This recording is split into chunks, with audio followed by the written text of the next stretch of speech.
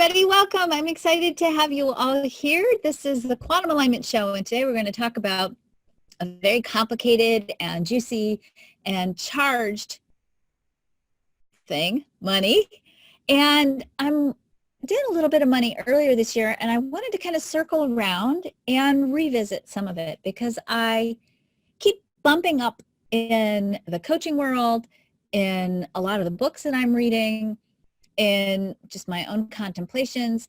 I keep bumping up again against ideas about money that I don't really align with anymore. And it's ideas about money that I used to really be like, yeah, that's it. And I'm starting to feel like the conversation that we have about money is in flux. It's a changing conversation. It's a dynamic conversation. And I think it needs to be revisited for the sake of us discovering more deeply how it is that we can empower ourselves to tap into the abundance that is part of our nature, that is part of our birthright, and that by design, we are designed to have access to. So before I get started, Cindy, I'm getting a weird buzz on my microphone. Do you hear that at all, or is it just me?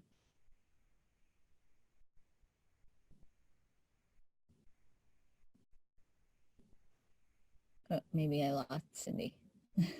Okay. I just forgot to admit, I don't hear the buzz, but every once in a while I might hear when your mic goes up against your scarf, because it's right, your mic is right next to your scarf there. It's actually not. I think we're getting the mic from your headset there. So weird. Okay. Hang on a second. Let's try this. How's that? Is that better?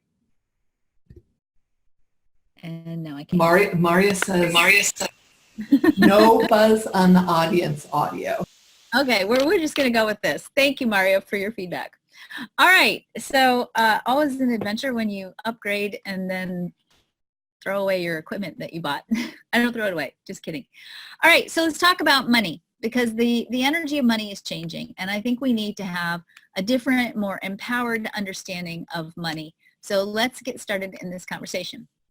As we talk about this today, I want to be really clear that some of what I'm talking about for many of you is going to be a review. If you've watched a lot of quantum alignment shows, or if you've come to a lot of classes, this is information you may have heard in different formats over the last couple of years. This is information I've been talking a lot about in the last couple of years, but it is so important that I want to review it.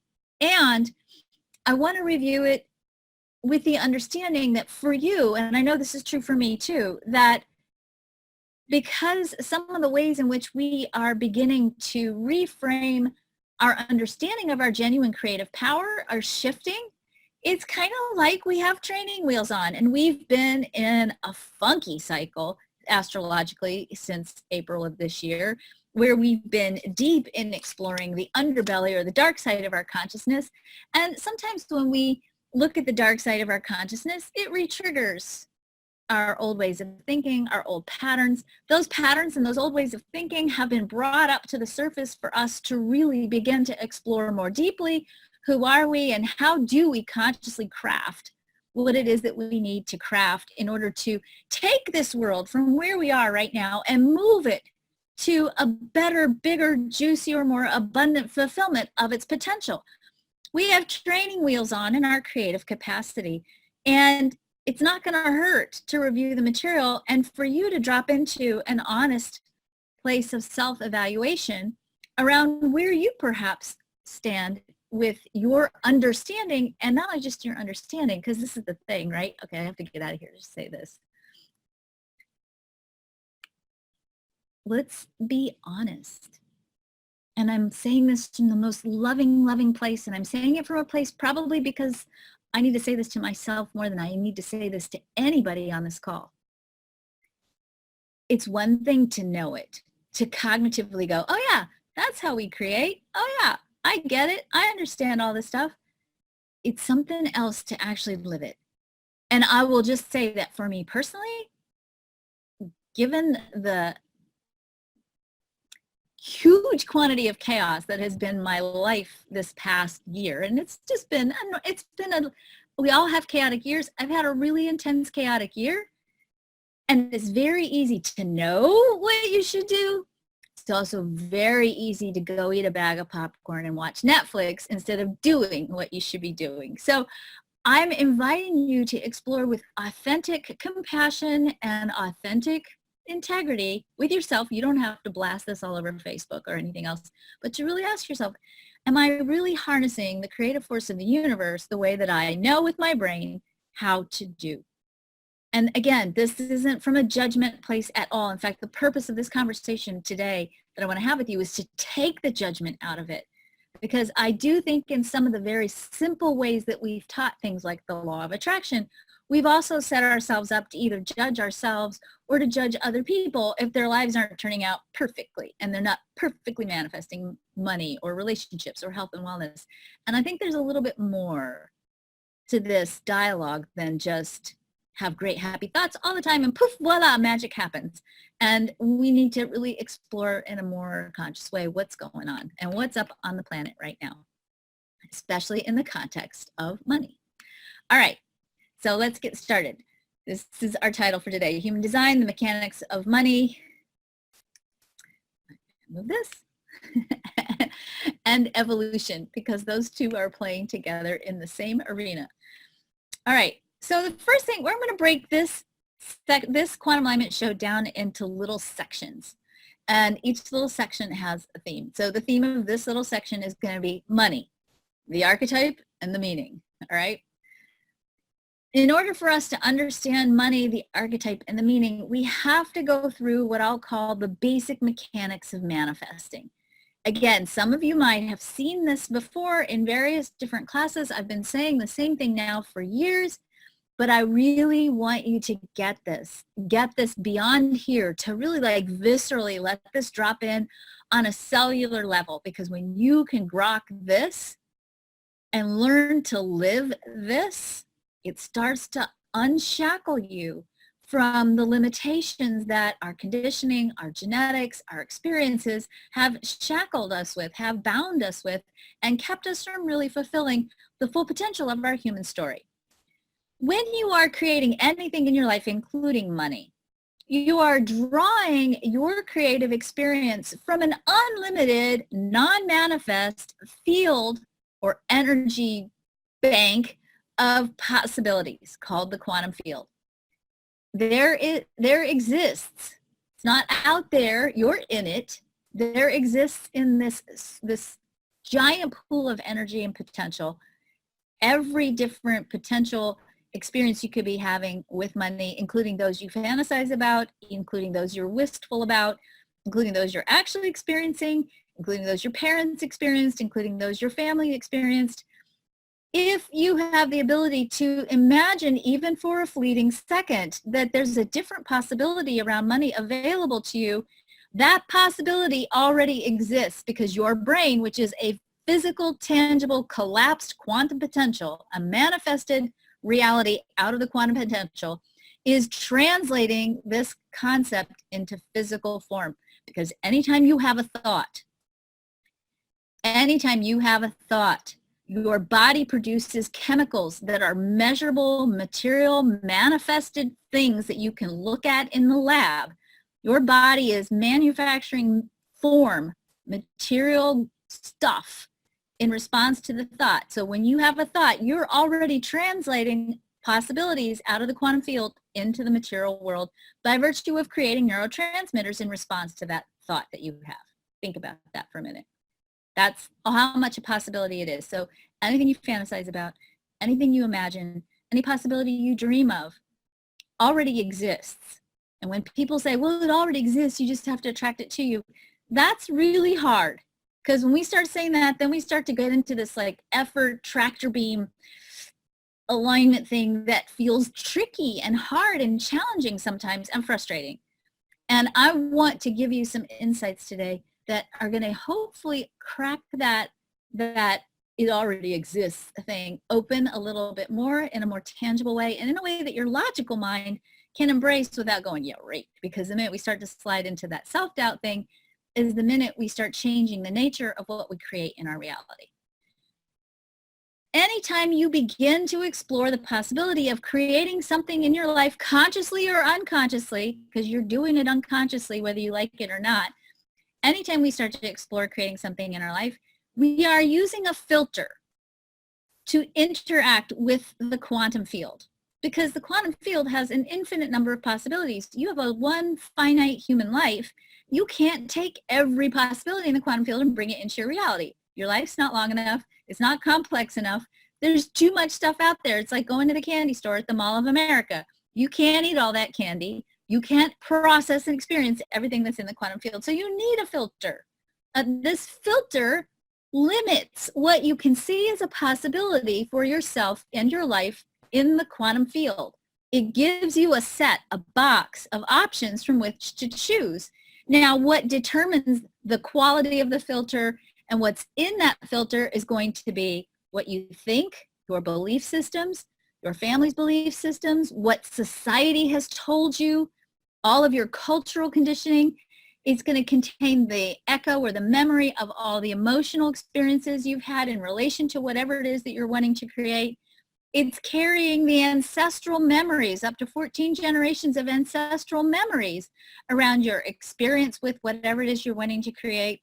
And of course, your human design, who you are energetically designed to be, and the energy field through which you are connecting with the quantum field is all influencing the box from which you are putting all the limited options out of the unlimited quantum field.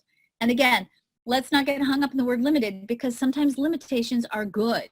You would be completely overwhelmed if you could pick absolutely anything without any limitation. It would be too hard. So these limitations are cool.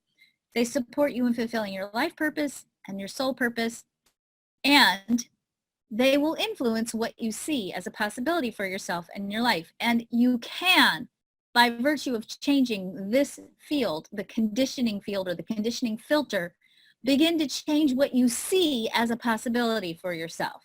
And that's important. Whenever we are creating, we put the energy imprint of whatever it is we're creating in what's called the subtle body. This is your aura.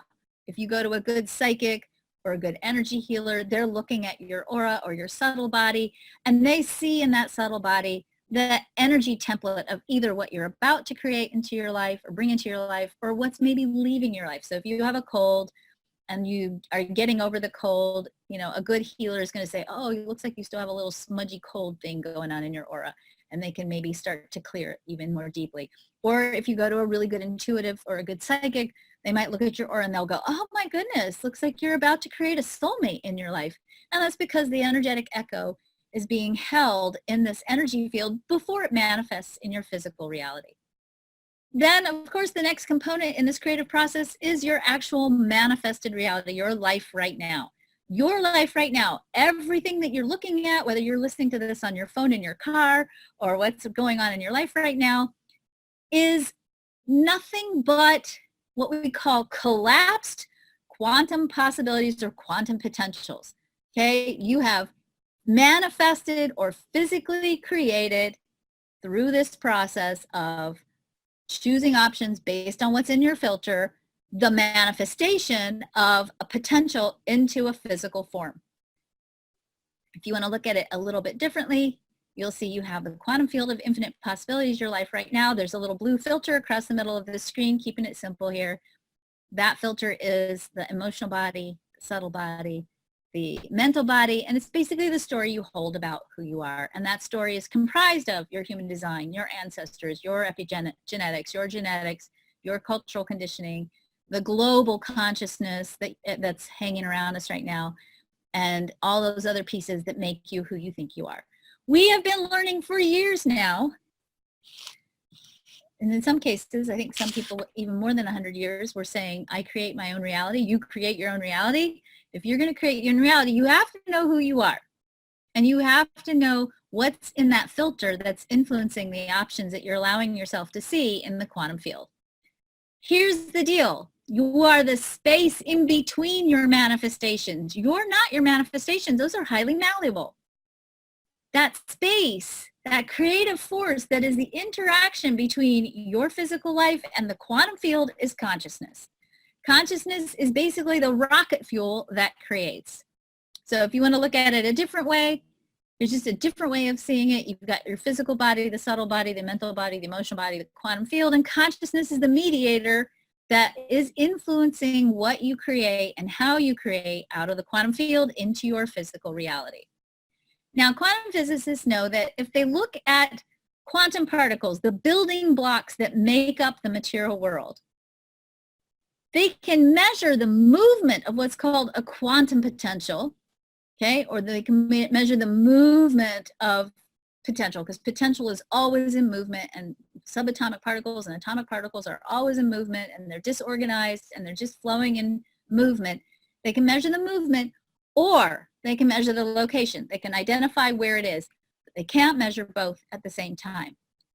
This is important because what we know from quantum physics is this: movement contains potential. Location, the location of a quantum particle, equals manifestation. Here's where it's really cool.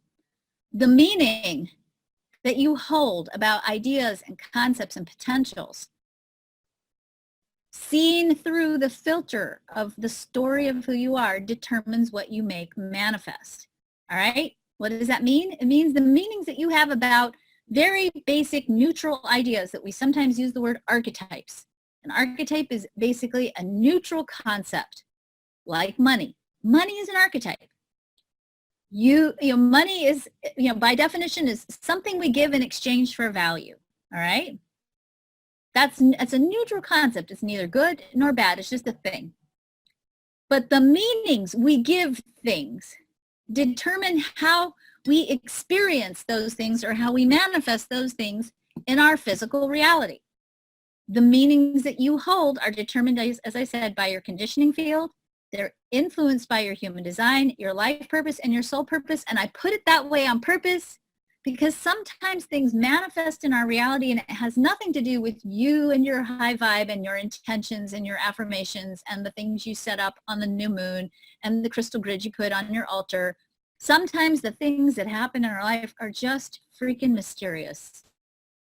And you don't know sometimes if those things happen because there's a cosmic soul purpose that you put in place before you ever were born that needed to happen at that particular junction in your life, because that's a key catalyst to some growth that needs to happen in your life for you to fulfill your life and soul purpose. And maybe it has nothing to do with you doing it wrong or having a block or being stuck, and everything to do with your soul said, hey, when I turn 35, I'm going to create this experience because I know now from where I stand in my bigger perspective that that experience is going to be a really crucial experience. It's going to really help me become who I need to be when I'm 56. You don't always know that. We don't know that about ourselves, and we certainly don't know that about other people. And I really want to lovingly suggest that we all need to be more compassionate to those places where we have disruption and upheaval in our lives, because we don't always know why we have it, and it's okay. I want us to get off that beating ourselves up because we think we're not manifesting right thing, because that's not fair to ourselves.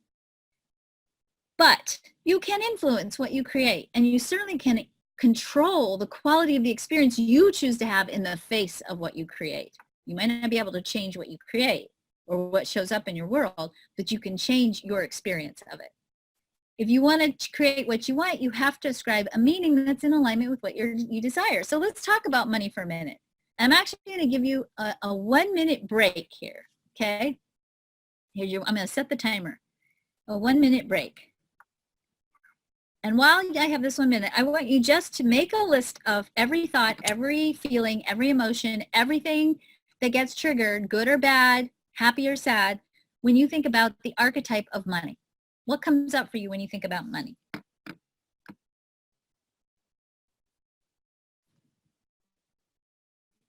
Just make a list.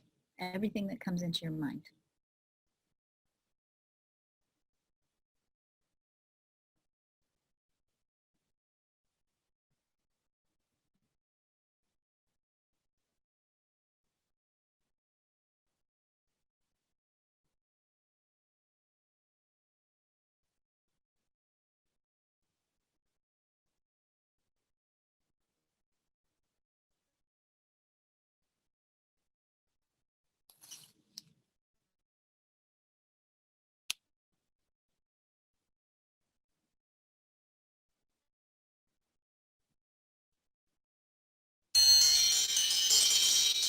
Okay.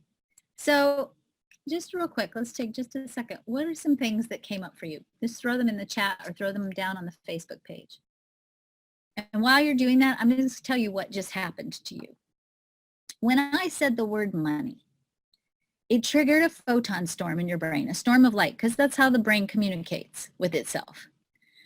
That storm of light triggered a neurotransmitter chain. That storm of light made your brain produce neurotransmitters, a physical chemical, a measurable chemical. We could take you into the lab and measure your neurotransmitters. Those neurotransmitters, in turn, created an emotional response. And based on some of the things that you guys are posting, some of you wrote things like freedom, which is probably inspires a big, happy emotional response. Some of you posted overrated, it's an illusion, it creates limitations, it's gift, it's hard, it's powerful, it's disposable. All of these thoughts create emotions, an emotional response to an archetype, a neutral archetype. That emotional response is calibrating a magnetic resonance force in your heart center. And that magnetic resonance force is influencing the possibilities and the options that you see. It's programming what you're able to see and what you notice in your life. And it's influencing what you attract into your experience. So an archetype, neutral concept, money, triggers photon storms, creates neurotransmitters, creates emotions, stimulates the heart, creates alignment or disalignment, ease or dis-ease, comfort or discomfort. Whatever it is that got created, it's stimulating your heart center, and that is a powerful source of what you filter in your reality, what you see and pay attention to, and what you're able to then draw into your experience. It's that simple. It's not your thoughts create your reality, direct straight line, okay? So you might sit there and think, oh, that picture of those dollar bills, if I just think those thoughts hard enough, I'll create that stack of dollar bills in my life. It doesn't really work that way. It's about the frequency of energy that you offer and how that attunes your heart center. And that's a part of what determines how you create in your life. So if you want to have a different relationship with money than maybe what you have right now, one of the things that's going to happen is you really have to do a deep dive and explore for yourself the meanings that you hold about money, because those meanings are going to be at least influencing your experience of money. All right? Now, we have to talk about the next part of this equation, money and evolution. We are in a giant evolutionary shift, and the human design contains the mythology of that shift. What we know from human design, and Cindy, I know you're probably already getting ready to post this link. I've done several quantum alignment shows about the evolution of the chart, and I'm not going to get into that in too much depth today. But if you're like, well, how is the chart changing? What does she mean? And I want to learn more about that. There are some quantum alignment shows that we've done in the past about what's up on the planet and how the chart is changing. The chart is changing, and it's literally slated for an upgrade in 2027. If you have ever heard anybody talk about we are in the shift, or we're getting ready to enter into the age of Aquarius, or we're going into a new era of quantum creativity, or whatever vocabulary you may have heard people talk about, maybe in some religions we talk about we're creating a new world. Part of what's happening is that creation process of our own evolution is that our energy field, our human design is changing. But it's not like we're not already doing the work to embody the change. The consciousness is changing before the chart changes, okay? Just like when in 1782, we had a change in our human energy field. We went from being a seven-centered, based on the Hindu chakra system, a seven-centered being to becoming a nine-centered being. The shifts that created that change happened before the chart itself changed. So the scientific revolution was actually already pretty much over by the time the chart changed. The scientific revolution was the embodiment of the consciousness that was changing the chart. So since that shift in 1782, which set us up for this next shift, consciousness has now been laying the foundation to be ready for that next change in the body graph, or that next change in the chart that's going to happen in 2027. So we're like on the very end of this, bringing about, as a result, a shift and change in the chart. What we saw in the first shift leading up to the first change in 1782 was the scientific revolution, which gave us things like Newtonian physics. The driver for that shift in consciousness and that shift in the chart ultimately was a desire to understand and to work the material world. We had a very materialistic consciousness that was curious and wanted to explore and understand the material world. Hallmarks of this consciousness included embracing the idea that there are finite amounts and solutions, fixed laws with probable, possible, and predictable results, formulas, reasoning, logic, nature, natural law, and a drive for certainty. We created things like Darwinian evolution, which is like this whole formula for how evolution works, which actually most evolutionary biologists now will tell you that it really doesn't work that way, okay? When we began to explore the manifestation of this newer, more emergent consciousness that we're stepping into, quantum consciousness had its birth in quantum physics. What happened in the beginning of the 1900s, when we really began to see that there was more to physics than just the behavior of the material world, there's more to physics than just dropping things off of a balcony and measuring how they fall, when scientists started to be able to look at the building blocks of matter, subatomic and atomic particles, what they began to see was that atomic particles, the building blocks of matter, behave differently than matter itself. And that when they looked at the building blocks of matter, their expectations and their perceptions had different outcomes in what they were able to see and measure in the movement of subatomic particles. This created a huge shift in our understanding of not only the material world and the quantum physics world, but the world itself, the way in which we began to maneuver in the world. It wasn't because quantum physics created this, it was because consciousness on its course of evolution began to manifest a different way of understanding the world that included quantum physics, and it included new philosophies, new theories, new ways of being and creating in the world. If the currency of the materialistic era, the old era, the era that emerged at the end of the scientific revolution, was was material value and material goods, meaning we crafted an economy that was based on the exchange of value and goods in the material world, and we built things in the material world by virtue of our sheer physical effort, okay? That set us up to embrace all kinds of formulas about how to make money. Think about it. We have formulas that say things like, if you want to make money, you got to work hard. If you want to make more money, you got to work harder, right? You got to have a good job if you want to make money. You got to have a good education if you want to make money. These are all formulas. These are very materialistic formulas that I would bet, I'll lay money on this, pun intended, that many of you have followed that formula and it hasn't yielded the results that you were told it would yield in the beginning of your youth, in your beginning of your life, in your 20s and 30s. And that's not because you failed. It's not because you screwed up. It's not because you're stuck. It's not because you're broken. It's because this whole thing is in flux right now. We are in the midst of an evolutionary shift and change. And the way in which we think about money and create money and even use money is really, really in a state of upheaval and promises to be in even more of one. Evolution is the imperative of consciousness, and it may actually be more deliberate than we were taught in school. Let's harken back to the beginning of the quantum era in the early 1900s, about a little bit more than 100 years ago.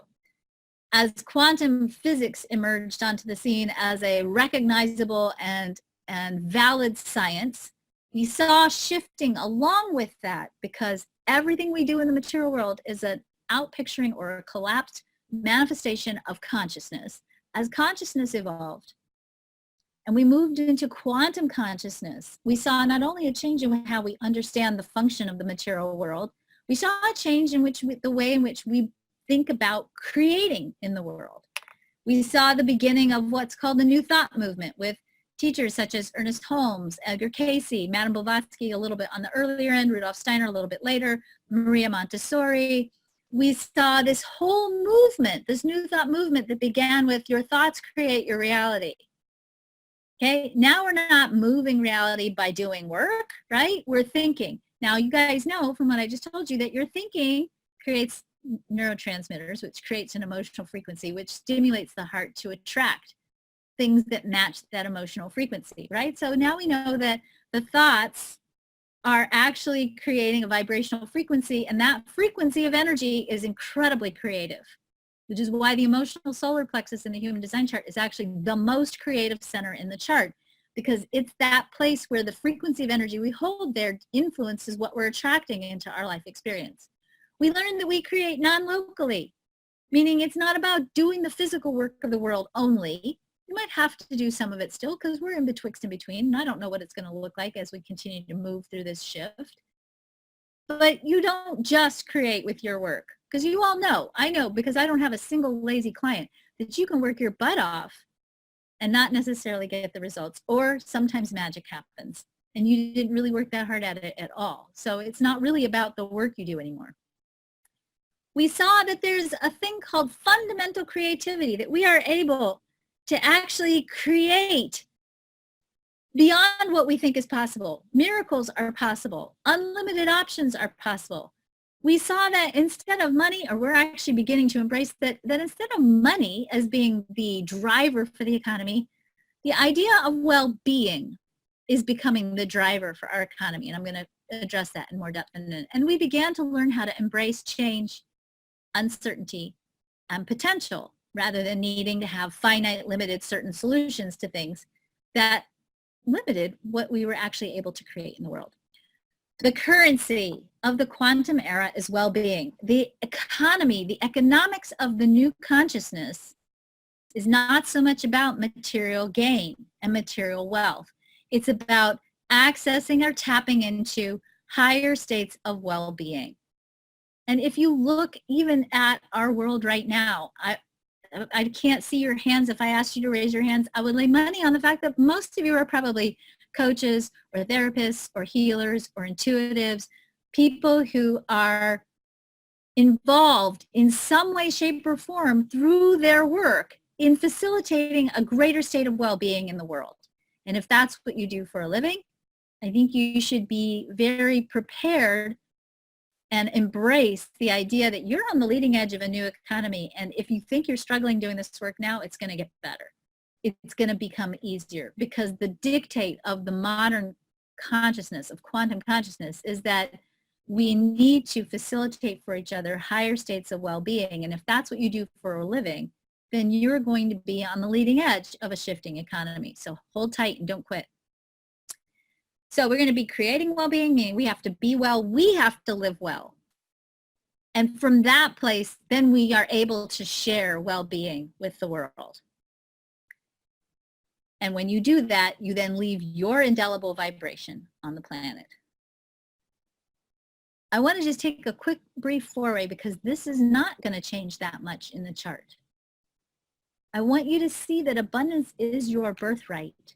And as I go through these gates and things in the chart, I want you to embrace the idea that we are all designed for abundance. We are all designed for abundance. There is not a single chart where I'm like, oh, this is a broke chart.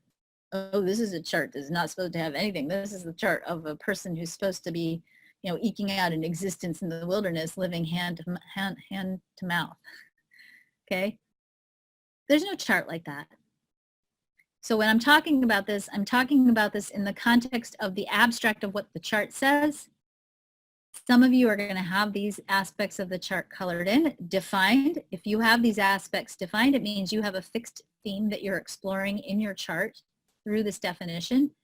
If you have these aspects undefined or white on your chart, it means you have a lot of opportunities for growth and expansion in how you master these energies.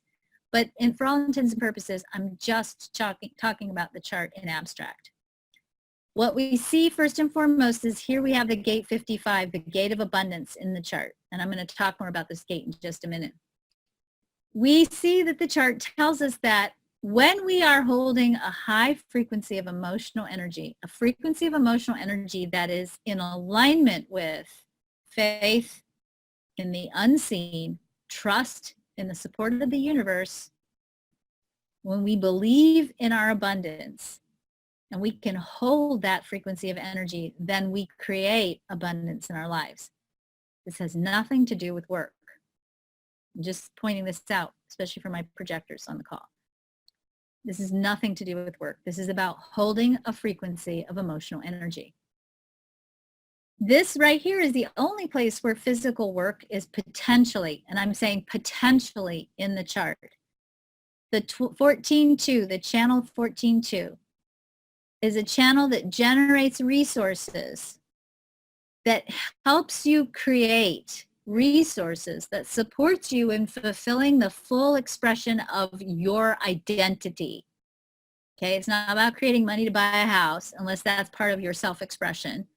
It's about creating for you all the resources you need to be the fullest expression of who you are.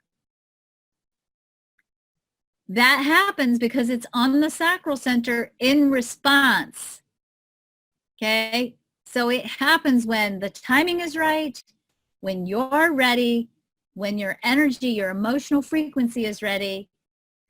When you're ready, then it triggers the universe to bring you things to respond to then do the work necessary, in this case, to tap into the resources you need to fulfill your purpose. That might not be money. That might mean you go to a party and you strike up a conversation with a very lovely person and you find out that person is the executive assistant to a very well-known publishing company. And you, by the way, just finished writing your first book and you're wanting to see if you can get it published. And this person at the party says, oh, I know how to get your manuscript looked at. Why don't you give me a call tomorrow? That's the kind of magic that happens here when you're aligned, you're operating in faith, and you're following the cues that the universe sends you. Sometimes this might be money. But because the nature of what money is, because the material consciousness is going away and quantum consciousness is being activated, this energy is not so much about the money as it is about tapping into the things you need to respond to that position you where you need to be positioned to tap into the resources, experiences, etc., that you need to fulfill who you are, okay? To fulfill your unique purpose. The 4521, we call this the channel of the money line, right? Or this is where money lives in the chart. It is in the material world where money lives in the chart. But it's really where resources live in the chart. And it's really where sharing lives in the chart. It's the place where when we fill our own cup and we sustain our own resources, whether it's informational resources, whether it's emotional resources, whether it's financial, material resources, whether it's love, because love is a resource, whether it's integrity, because integrity is a resource. When in our connection to source, think about the word resources, right? Resources are places where you are reconnected to source. In fact, when we resource ourselves, we are reconnecting to source so that we have more resources. It's actually a deeply mystical place in the chart. And it says, when I am enough, when my own sense of value is in place, and I am enough, and because I know I am enough, I do the things I need to do to resource myself so that I have resources, then I have more than enough and I can give. This is really a channel of service. This says when you are enough and you tap into being enough, having enough, then you have more to give. And as we move into a new economy that says money is about the new medium or the new currency for the new consciousness is not money, but rather creating well-being, what we see here is that when you have got your well-being well-stocked, resourced, then you have more to give other people. And by the way, for those of you who are like, oh my God, I'm so tired, I don't have anything to give anybody right now, and you might not, take care of yourself first, because that's the most important thing you can give to the world. And it's not really about giving, although that sometimes can be a natural extension of being fully resourced. It's about being, okay? It's about being and holding a frequency of authentic alignment and integrity. And it's that alignment with the authentic integrity, that energy frequency, that really ultimately creates the greatest resources for everyone. Because when people are standing next to you in the grocery store and you're holding that frequency of energy, because high frequencies entrain lower frequencies, you will pull up everyone around you. There are so many cool studies now about happiness and the impact of happy people on their neighborhoods. You know, if you live next to a happy person, you are 60% more likely to be more happy, even if you never talk to that neighbor. Isn't that crazy? It's not because what your neighbor's doing, it's because how your neighbor is being. Think about it. All right, next little section. I feel like I'm doing little money shorts today.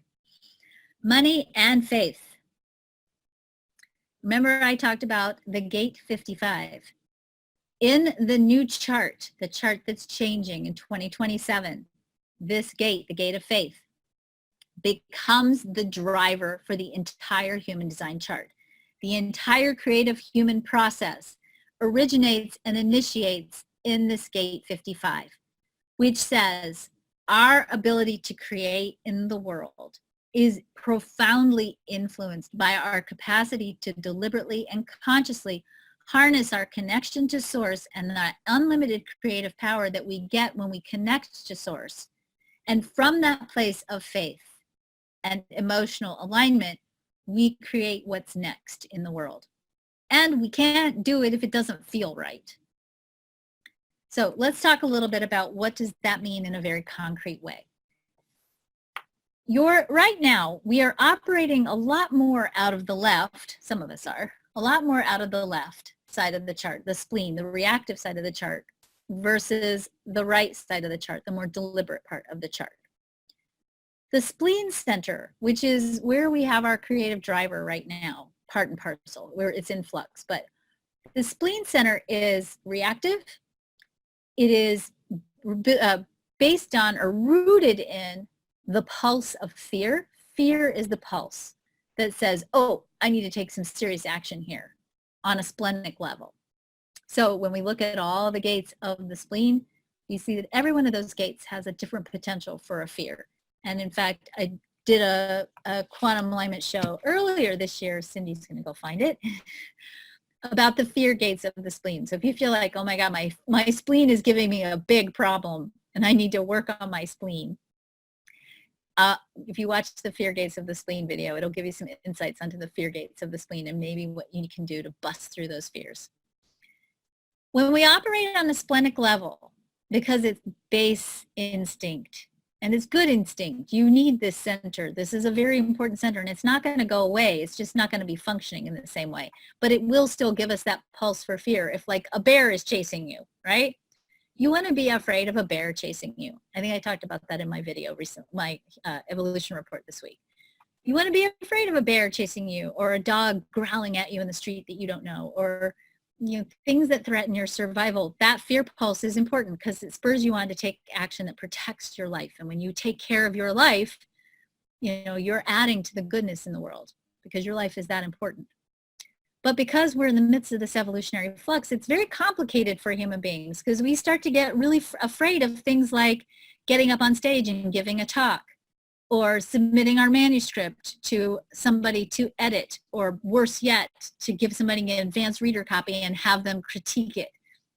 Or we get afraid to ask somebody out on a date, or to reveal the truth of our hearts to our partners because we're afraid they'll leave us or hurt us or something terrible will happen. That fear on a human level becomes paralyzing and actually keeps us from fulfilling the full potential of our life. We settle for less than because the fear is so overwhelming, we can't figure out how to work through it, so we quit. We do the minimum to get by to a place where we're comfortable. We don't really go full out and risk those far edges of being the truth of who we are, of expressing the truth of who we are. As we move and shift over to the right-hand side, we move to the emotional solar plexus being the creative driver. The pulse of the emotional solar plexus is feeling good. When we feel good about something, we create more of it.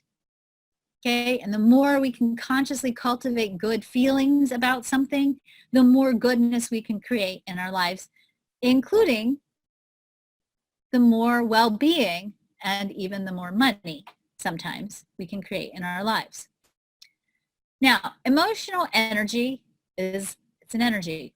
All energy functions in waves. Okay, so if we looked at your solar plexus, and this is all hypothetical, I've never done this in a laboratory, but if we look at your emotional solar plexus, because it emits a frequency of energies operate in waves. Okay, this is a sine wave. This is the standard wave that it operates in. We know from quantum physics that focus, perspective, energy, and attention is where we get growth. Okay, so if you have an emotional frequency of energy and you're putting energy and attention on it, it's going to grow in whichever direction you're putting your energy and attention on it. Okay, so if you're paying attention to how much you hate something, that's a tempting thing to do, right? That's something we do in most of our conversations, right? We talk about all the things that aren't working. Then we tend to get more of that because that's where we're putting our energy and focus. If we put our energy and focus on how awesome our life is, how grateful we are, how good things are going, then we create more of that. If we look at a sine wave, and if you measured the median line across the middle, that's what's called the baseline frequency. When we're talking about frequencies and consciously harnessing a frequency of energy for the sake of creating a higher state of well-being, we're not looking at the day-to-day fluctuation of the wave. Okay, we're looking at the baseline frequency. And I really want you to get that. For those of you, especially who are emotionally defined, you're going to have some days where you feel crappy. And you're going to have some days where you feel great. And because you have a crappy day or a crappy cycle with your emotional wave, that does not mean that you're uncreating or discreating everything in your life. This whole la la la la la la, we're going to be happy all the time to the point of denying reality or denying where you are or resisting where you are, which is the worst, because when you're resisting something, you're putting energy into it. That doesn't work if you're emotionally defined. It doesn't. And then you just end up getting into this really weird cycle where you're resisting yourself and you're beating yourself up. And if you've studied a whole lot of law of attraction or deliberate creation or whatever, and you're having a negative emotion and you're like, cancel, cancel, cancel, and you're trying to resist where you are emotionally, you're just going to get yourself all bungled up. So don't.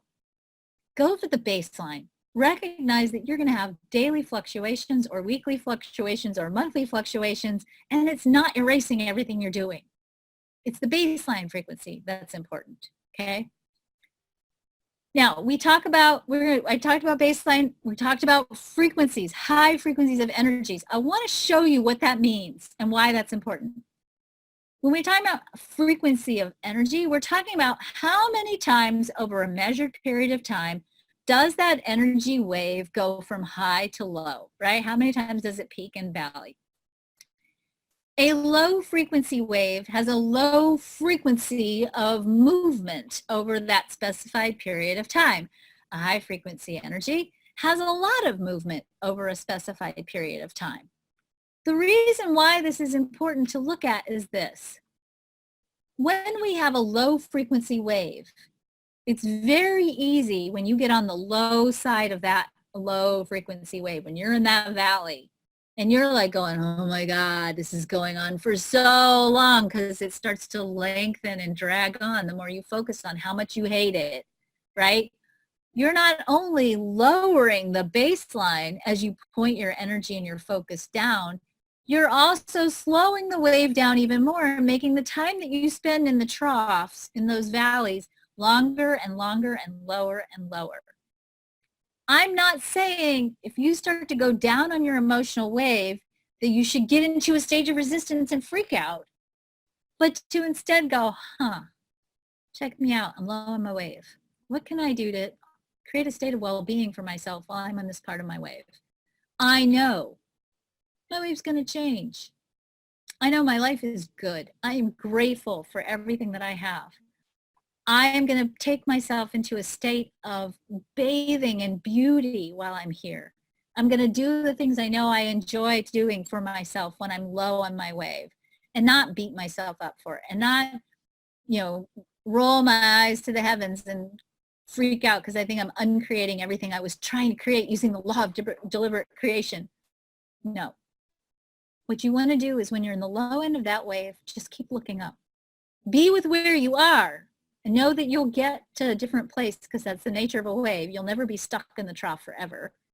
Keep looking up and be nice to yourself in the meantime. Love yourself in the meantime. The more you do that, the more you shorten that trough and the more you increase the frequency of your wave. And what happens when you have a high frequency wave like the one on the bottom here is that you don't notice the time of between the high and the low and the depths of the high and the low as much because your waves are moving so much faster. The minute you're like, oh, I'm down on my wave, you're back up again. And then you're back down and you're back up. And it goes by so quickly, it starts to feel like it's leveled out, the emotional frequency. So it's not that you don't ever stop having waves. You do. You have waves. You'll always have waves if you're emotionally defined. And if you're emotionally open, you're always going to feel other people's waves. It's about what you do when you feel the low end of the wave. And not to be down on yourself, but to instead accept yourself, embrace yourself, take care of yourself, nurture yourself, love yourself, and then poke your energy up, poke your perspective towards the higher part. And sometimes, honestly, as hokey as this sounds, and I resist this mightily, my logical mind is like, I don't want to be grateful. Some days I don't want to be grateful. I've had like a whole month of not wanting to be grateful. A big time not wanting to be grateful. In the face of many amazing, gratitude-inspiring events, I have not wanted to be grateful. I've enjoyed being miserable. And I had to really have a serious talk with myself in the mirror and say, look, your life is amazing. You have some amazing things going on in your reality. Point your perspective somewhere else because this self-pity thing is not working. It doesn't look good on you. That's me. You might not have that issue, but I do sometimes. So your thoughts do create your reality, but this is how they do it. Your thoughts calibrate your emotions that then calibrate your heart. And your heart then tells your brain what to notice and pay attention to. And your heart, because it has an electromagnetic resonance field in human design, we call it the magnetic monopole. It has a magnetic force contained within it. It draws into your experience things that match the emotional frequency you're carrying. Okay, kind of like this. In the quantum leadership program that I am teaching in November 7th through the 10th in Flagstaff, Arizona, or you can watch it live online, we're going to go in depth in how to really consciously harness the power of this. Because when you can do this, you can start to create things in your life. And by the way, I'm not going to tell you, you're going to create a car and a soulmate and money and all the stuff that people tell you. I'm so done with that. You're going to create a quality of well-being, a high frequency of energy that's going to support you in fulfilling who you are.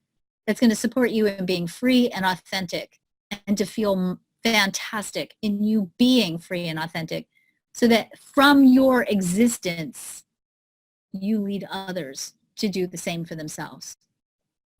So here's another question I just want to leave you with this week. What new habits are you going to create to maintain your vibrational frequency? And I want to give you a hack. Anything that's beautiful, that you find beautiful, will inspire you to maintain and sustain or increase your vibrational frequency. So, you know, the Navajo have an expression that I really admire, and it says, walk in beauty. Walk in beauty. Because when you walk in beauty, you are creating a high frequency of emotional energy, and your creative capacity goes up. All right, this last little piece, I know I'm running out of time, is a short piece, but it's an important piece. And it's a piece that I can't really dig deep and unpack, because sometimes it takes a little bit longer to do that than an hour. But I at least want to create an opening in you for you to begin to explore this, because this is so, so important. Your own sense of value, how much you love yourself and how much you value yourself, are going to influence what you're willing to allow yourself to receive in your life. Your life is going to be a mirror to how much you love and value yourself. We see that in 2 centers in the human design chart. We see that in the G center, the heart center, and the will center. Well, actually, the G center and the will center are actually both part of the heart chakra that split in 1782. Your G center is all about the quality of love you carry about for yourself. We see, because this is the center for love and direction, that the direction our lives take is going to be influenced by the quality of self-love that we have for ourselves, the quality of power we feel over our life and our life experiences, the alignment that we have with the true authentic expression of who we are, because who you are is the unique contribution you're here to give to the world. We see that the personal narrative that you tell in the gate 13 is going to set the tone for what you create in your life. If you're stuck in an old story and you're not doing forgiveness, it's not about being nice to somebody who did something wrong to you. It's about unleashing yourself from an old story of victimhood and redefining the story from an empowered perspective so that your life begins to take you in a much more powerful direction. We see that our direction in life is determined by the quality of our connection to spirit or source, or whatever way you connect, whether it's religion, whether it's a personal spiritual practice. You need a high quality relationship with the divine for your life to take you in a direction that allows you to tap into greater levels of magic. You need to take care of your body and be physically vital to the best of your ability. That doesn't mean you have to be physically healthy. Sometimes you aren't going to be healthy. You might be dealing with big major health issues, but that doesn't mean you can't fully embody the physical form that you're living in and tap into vitality. You can be vital from your bed. You need to love your body and not resist your body in order for you to create a higher frequency of embodiment of your abundance. Through the gate 2, we see that the amount of value that we have for ourselves influences how much we're willing to allow ourselves to be supported. When your sense of lovability and your value goes up, you're willing to allow yourself to receive more. If you're not valuing and loving yourself, you're probably pushing support away. When people try to help you or people are offering support, you say, no, it's fine. I don't need anything, right? Or you question the good things that come to you because you think, I'm not worthy. I can't handle this. And I promise you, there isn't a single person on this call, me included, who does it in some way shut down what's coming to you because of the value and the self-love piece. And we need to be aligned with compassion, with the idea that we're here to take all of who we are and share it with the world. And that it's that precious and that valuable. It's through that sharing that we can increase the quality and the frequency of abundance and money in the world. The will center, part of the heart chakra, is the center. It's in motor. So it does give us a little bit of a different kick than the G center. The G center is not a motor. It's a direction giving energy. The will center is the seat of willpower. You can will yourself into making more money. If you have this defined, especially, you can push and push, and try to follow formulas and try to follow resources, but this center is designed to work to rest. And this center works better at creating things on the material plane when it's resting and then consequently resourcing itself, meaning the deeper your connection is to source, the deeper the connection is to your place of service in the world. And that's not martyrdom, by the way, you guys. Martyrdom doesn't change anything. Okay, that's a really old energy that needs to leave the planet. This is about your cup being so full that it's overflowing, that you've given to yourself so much restoration, resources, reconnection, any of those words, that you have more than enough to share. And that you recognize you are so valuable and so precious because you exist.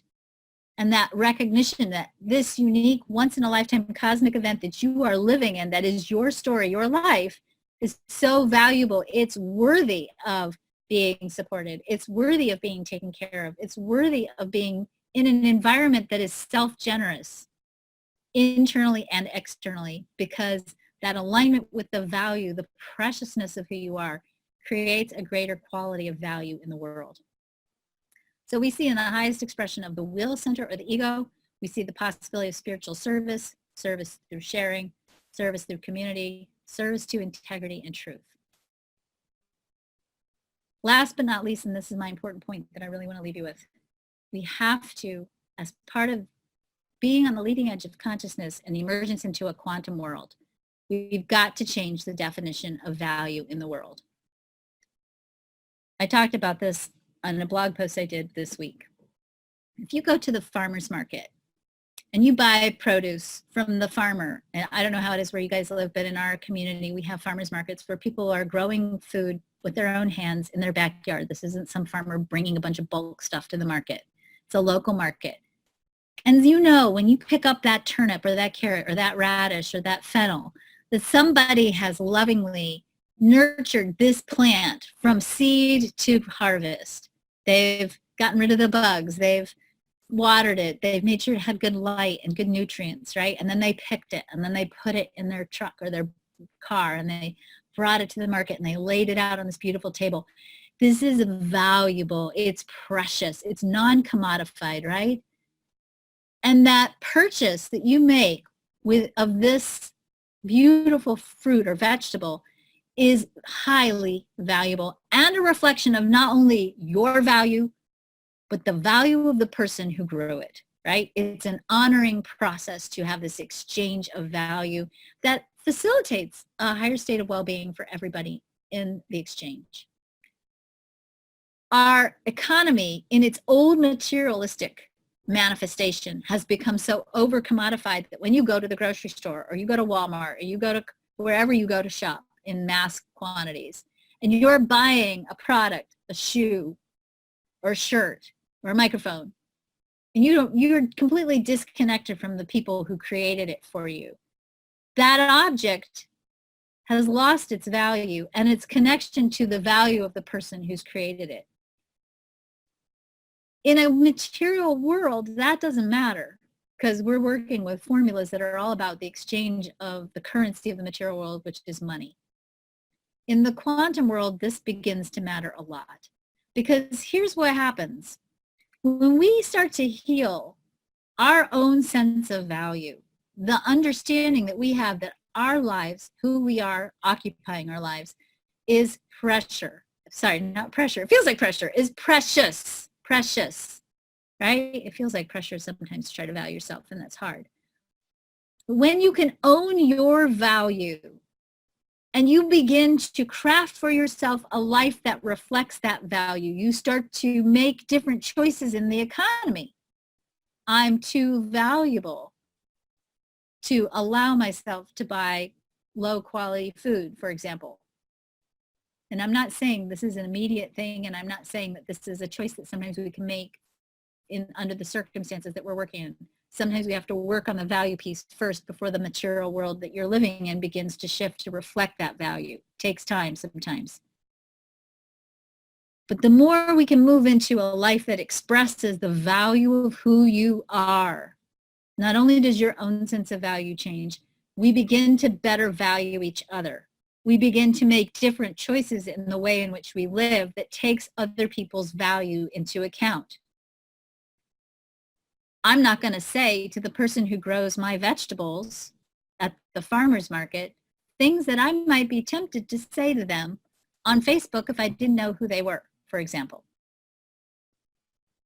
We are in a state of evolutionary crisis right now because this understanding of what is valuable and who is valuable is in a state of flux. We are, I believe, needing to kind of devalue each other in order for us to go, wait, this isn't working. So we can create a different world where we recognize the value of every human being on the planet. I apologize, I'm running a little bit over, but I want to just finish this last little piece if you're okay with this. Uranus moved into Taurus March of 2019 and doesn't move again until 2026, right before we go through this big evolutionary shift.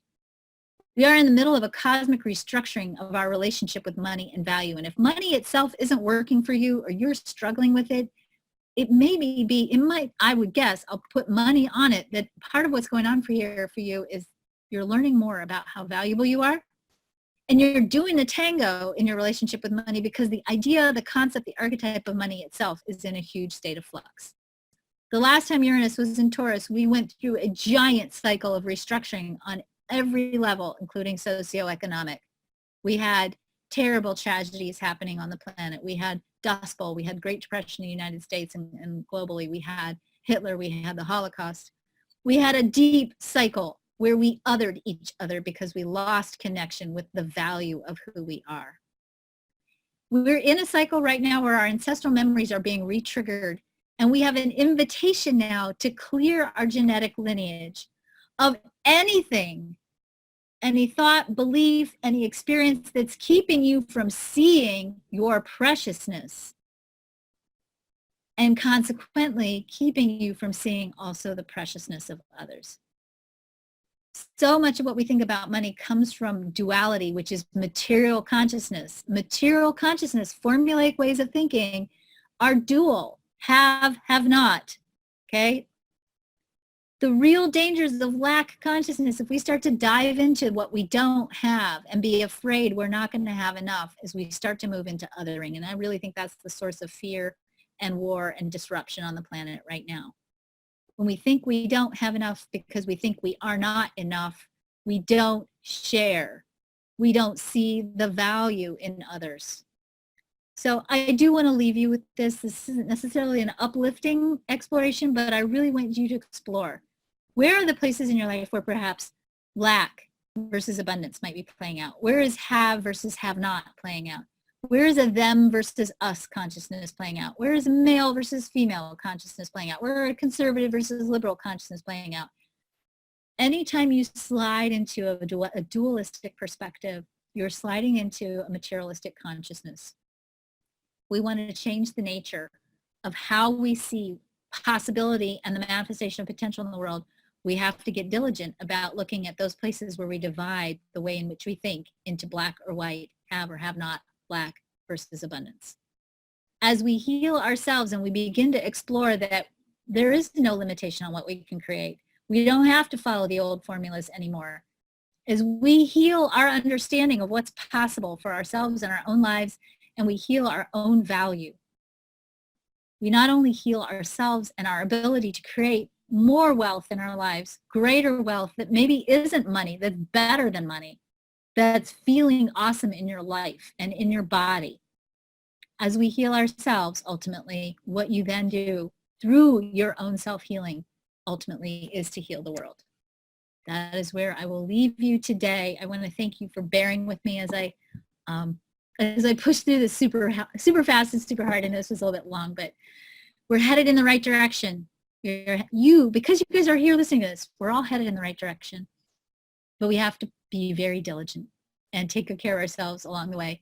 And most importantly, you are precious. You guys are so precious. Don't forget, okay? And live like you're precious. With every decision, every choice you make, live like you're precious. All right, I will share the slides, Vesica. I will thank you all for listening. Take good care of yourself. Cindy, thank you for being my wing woman. Have a great couple of weeks. I'm not going to see you guys again for a couple of weeks because my life is still chaotic. And I'm not a grandma yet. Thank you all for asking. This is the craziest adventure I've ever been on. And I love you all. Talk soon. Bye.